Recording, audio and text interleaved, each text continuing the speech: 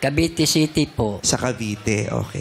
Tatandaan kita at patatandaan ko yung address mo. Sisigurudihin kong masaya ka ang pamilya mo at ang buong pamilya mo sa Pasko.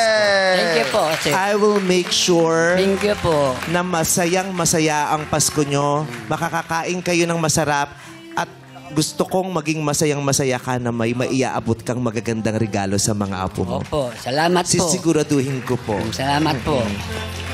Magkita tayo ulit sa Pasko, ha? Opo, salamat po sa Panginoon po nga binigyan pa ako ng mahabang panahon po nga mabuhay pa. Amen. Mahaba pa yan kasi masipag ka. Ginagawa mo lahat para sa pamilya mo. Ito yung tao na na okay lang wala ako basta meron Oy, sa pamilya. At saka ito yung mga kababayan na ilalaban mo. Yes. Di ba? Ito yung mga kababayan mo na ilalaban mo. Ito yung kababayan mo na tutulungan mong maiangat mo. Hindi ito yung kababayan mo na lalamangan mo. Yes. Kasi sa totoong buhay naman, wala ka talaga dapat nilalamangan na kababayan. Yes. O sino Tama. man. Di ba? Thank you. Congratulations. Deserve mo ng Thank you po, congratulations thank you dahil po. nabubuhay ka ng mahusay. Thank you po, Congratulations. thank you po. Thank you po. Palakpakan natin si Tatay Armando. Hey!